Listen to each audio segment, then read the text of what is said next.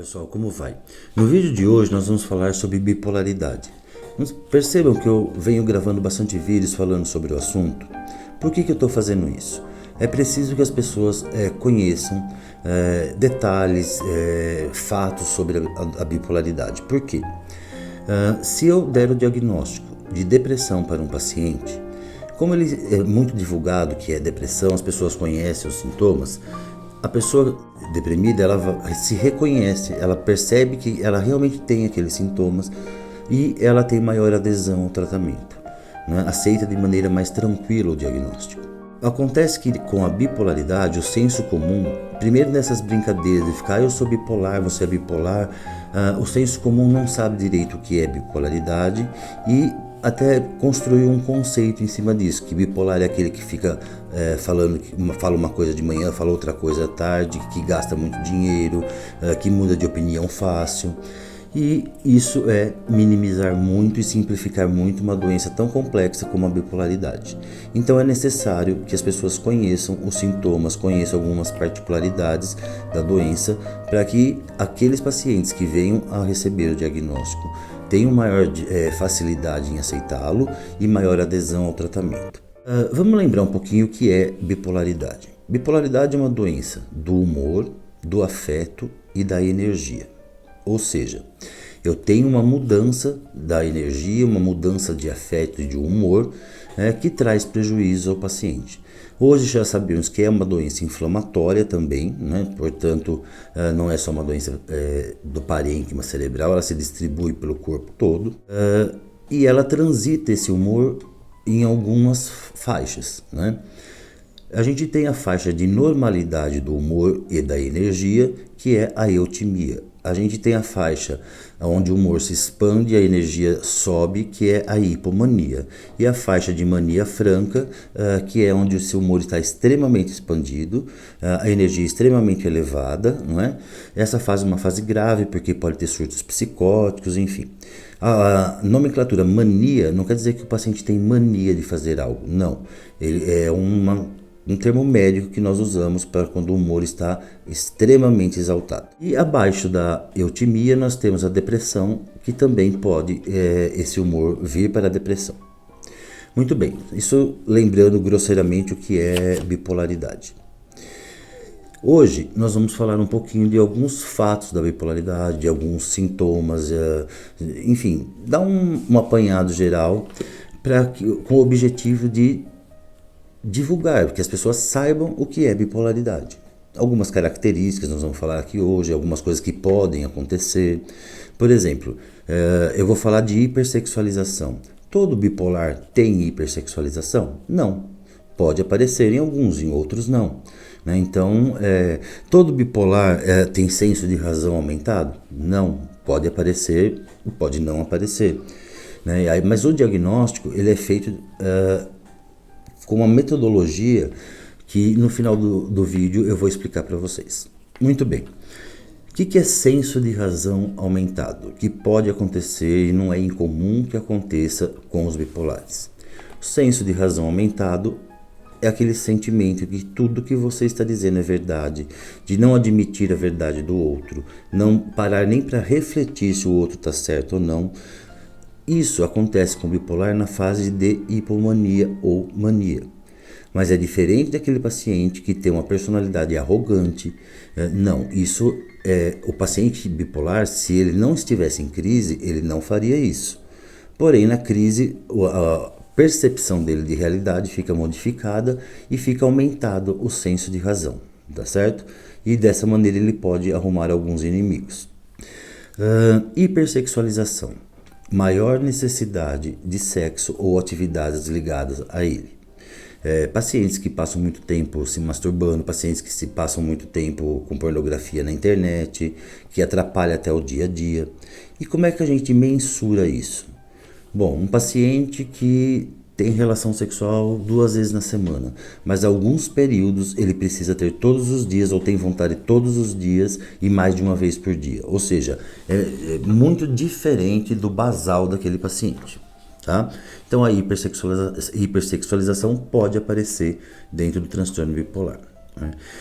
Em algumas situações também pode aparecer na depressão, como se fosse uma maneira do indivíduo buscar o aumento de dopamina, que é um neurotransmissor do prazer, tá bom? Então aconteceu algo muito chato com o indivíduo, imediatamente ele vai buscar atividade sexual. Porém, essa atividade sexual, ela é muito sem pensar, ela é feita às vezes de maneira desprotegida, colocando o paciente em risco. Aliás, se colocar em risco também pode ser uma característica do transtorno bipolar. Maior sensibilidade a ruídos, né? Então os pacientes bipolares se irritam muito fácil com barulho. Todos os bipolares têm isso? Não, mas não é incomum que a gente encontre bipolares assim, tá? Irritabilidade. Vamos falar um pouquinho da irritabilidade dentro do transtorno afetivo bipolar. A irritabilidade, ela é um sintoma, não é? A gente pode ter uma irritabilidade onde o indivíduo consegue exteriorizar essa irritabilidade e aí ele acaba arrumando confusão, briga. E a gente pode ter uma irritabilidade onde o indivíduo reprime essa irritabilidade. A irritabilidade que ele consegue exteriorizar aparece mais na hipomania. E a irritabilidade que ele reprime, que ele segura, aparece muito mais na depressão. Vazio existencial. Todo mundo deve ter um vazio existencial. No bipolar isso é muito presente, né? Os questionamentos, o buraco dentro do peito, aquela angústia, isso é muito presente dentro da bipolaridade. Hipomania, vamos falar o que é hipomania. Lembra que no começo eu falei para vocês que o humor pode transitar entre eutimia, que é a normalidade, e hipomania, que é uma subida, uma elevação, uma expansão do humor, e mania, que é o máximo. Bom, a hipomania é uma fase complicada. Por quê? Ela não tira a funcionalidade do paciente. Então ele continua trabalhando. Aliás, ele pode ficar até mais produtivo. Ele fica mais sociável. Ele se entrega ao trabalho ou atividades. Ele pode ficar com interesse extremamente grande em algum assunto, por exemplo, política, enfim, algum assunto novo, compra livros sobre o assunto. Pode aparecer na hipomania a hipersexualização, irritabilidade. Só que algumas pessoas elas têm irritabilidade, pensamento acelerado, mais energia, diminuição da necessidade de sono. Só que nada disso para esses pacientes configura doença, porque eles têm até um certo bem-estar, não é? Então, quando o médico for fazer a anamnese, precisa ter o manejo de como perguntar, como investigar, porque para o paciente a hipomania muitas vezes não configura transtorno nenhum, para ele está tudo bem, ok? Dificuldade de controle dos impulsos, né? Isso judia muito do bipolar. Então, não é incomum que a gente encontre bipolares com comorbidades com drogas e álcool, viciados em calmante. Então, eles têm dificuldade do controle do impulso, tá? Isso, gente, que eu estou falando, se não tratado, ok? E agora eu separei aqui um pouquinho para a gente falar sobre um assunto dentro da bipolaridade, que são erros diagnósticos e diagnósticos tardios. Na verdade, a literatura médica diz que o diagnóstico de bipolaridade ele é feito em torno de 11 a 13 anos após o início dos sintomas, tá? Mais ou menos. Por quê? Porque para se fazer o diagnóstico de bipolaridade, eu preciso fazer pelo menos uma vez na vida um episódio de hipomania ou mania. Só que, quando você vai fazer a investigação desse paciente, muitas vezes você não encontra o episódio de hipomania ou mania, porque o paciente não reconhece aquilo como mania ou como hipomania. Então você tem que perguntar diferente para o paciente, né? Você não vai falar, você teve um episódio de mania? Não. Tem períodos que você fica com uma irritabilidade maior, com uma ansiedade maior, o pensamento fica muito acelerado. Enfim, precisa ser uma anamnese com quem já esteja acostumado a lidar em investigação para a bipolaridade. Outra coisa que dificulta o diagnóstico, que o paciente, na maioria das vezes, ele vai procurar em duas situações o médico. Na depressão, porque está muito triste, ou na fase de mania franca. Quando ele vai na fase de mania franca, não há dúvida, né? Mas quando ele vai na depressão, o médico pode acreditar que aquilo seja uma depressão unipolar e medica o indivíduo com antidepressivo, o que vai piorar muito o quadro daquele paciente, né? Nós temos também dentro da bipolaridade a depressão energizada. O que é isso?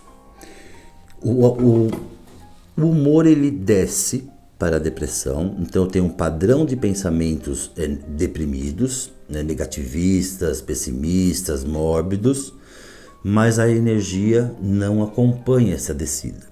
Então esse paciente ele tem energia física, psíquica, é aquele paciente que continua trabalhando, que continua se relacionando, mas ele está com um padrão de pensamento muito ruim.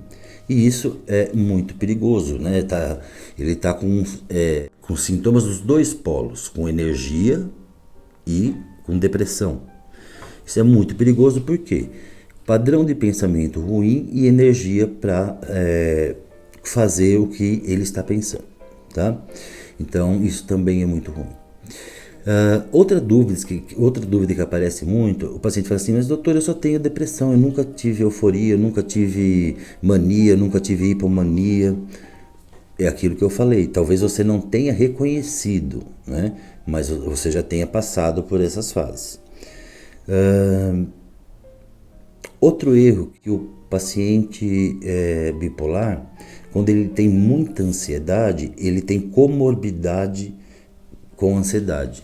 Não, a ansiedade pode ser sintoma da bipolaridade.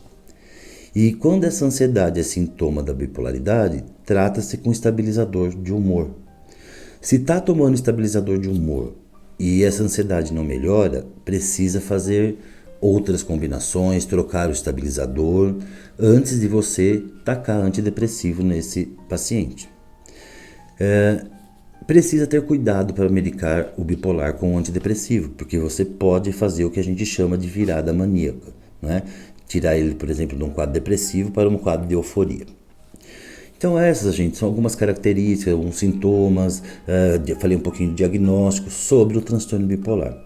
E eu gostaria de deixar um espaço aqui para vocês para perguntas sobre o assunto que eu vou fazer questão de responder. Então é isso, gente. Espero ter ajudado, tê-los trazido informações que sejam úteis, não é?